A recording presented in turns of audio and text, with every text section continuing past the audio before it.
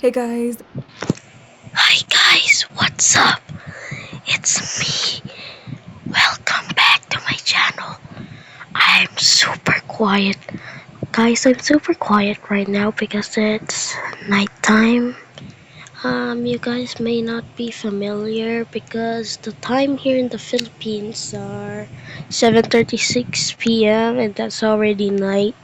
So, today we'll be reacting to scary stories, and it's exactly nighttime and my lights are turned off. I'm alone in my room. So wish me luck. welcome to my channel. My name is Daisy. Today I will be reading my subscriber spooky stories. So if you are interested, grab your snacks, grab your cobija, and let's get straight into it.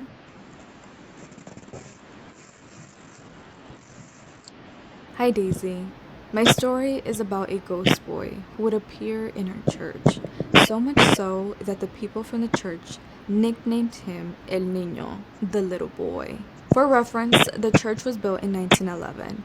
It had a sanctuary, a kitchen with a big dining area, a basement converted into the kids' classrooms, and a daycare running during the week. The daycare was adjacent to the church and had more classrooms. As church members, we did not talk to the daycare staff too much, since we would attend church on weekends and the daycare staff would run the daycare during the week. We hardly crossed paths.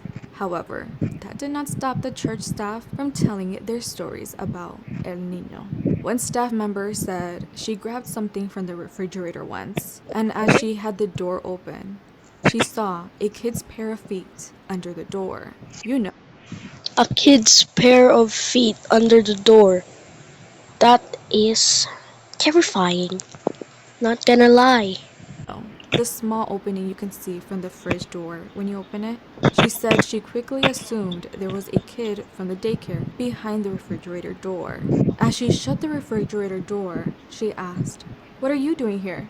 But as soon as she closed the door, she realized no one was in the kitchen with her.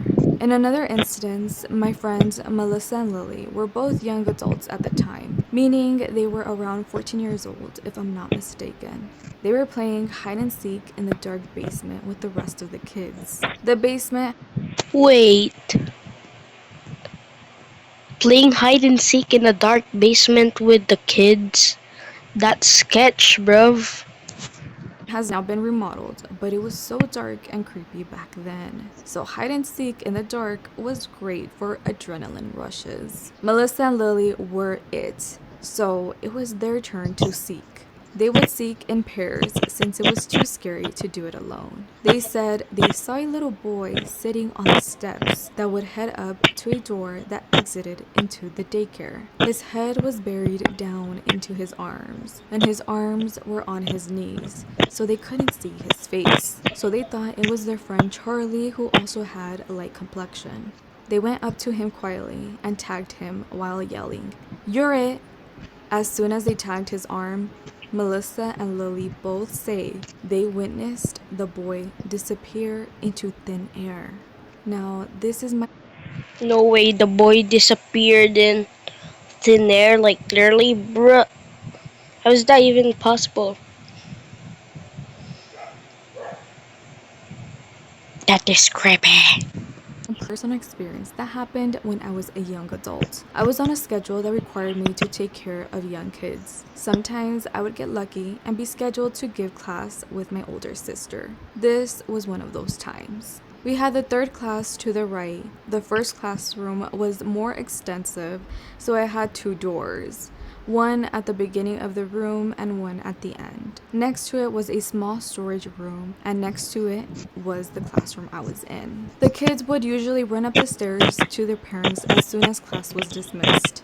We always dismissed them during the last prayer before everyone made their way into the kitchen dining area, which happened to be above the basement. There is a switch at the top of the stairs that switches the basement lights on and off. On this occasion, my sister and I were cleaning up the classroom, and one of the kids switched the light off. The only light we had was the one in the classroom, but we were used to them doing that. No one was downstairs with us, but suddenly I heard someone running into the bigger classroom, and it's What? Real. Whoever you're hearing running and screaming, like wherever it is, you need to run for your life, you MF.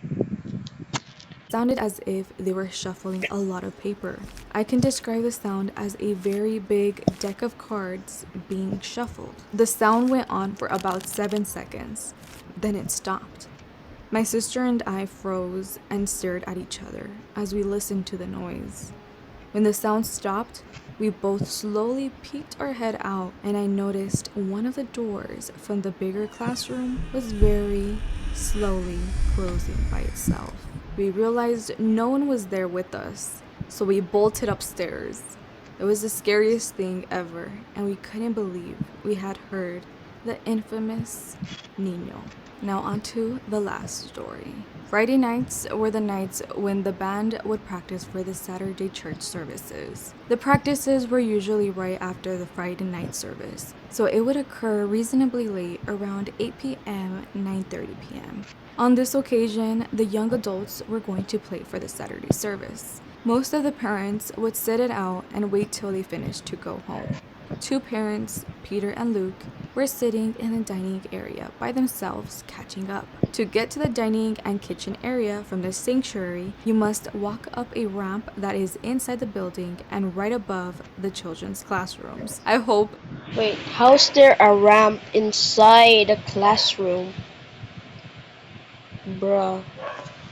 it's not confusing. Well, while they sat at the dining table, Peter was facing the ramp and Luke was giving his back to the ramp, facing Peter.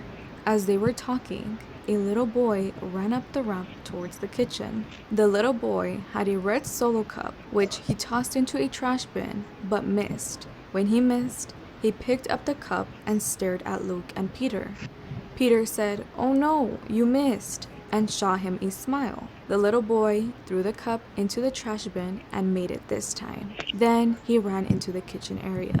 After 15 minutes or so, Luke and Peter remembered the little boy and noticed he never came back from the kitchen. The kitchen has 2 restrooms, so they thought he went back there. They went to check, but no one was there. They began really thinking about the boy and remembered he was wearing a red t-shirt. They decided to check the kids' clothes that were practicing and saw that not one person wore red. They went back to the dining room kitchen area, and as they walked up the ramp, they remembered how loud that ramp is when someone walks on it.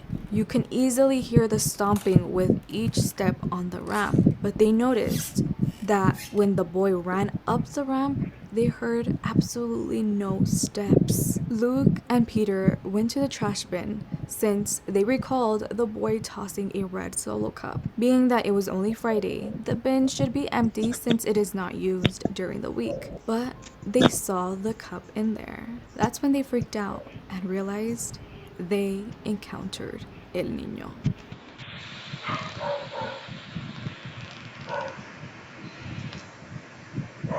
So, okay guys, that's pretty much the end of the video because it's literally past my bedtime. Oh, and what literally happened here?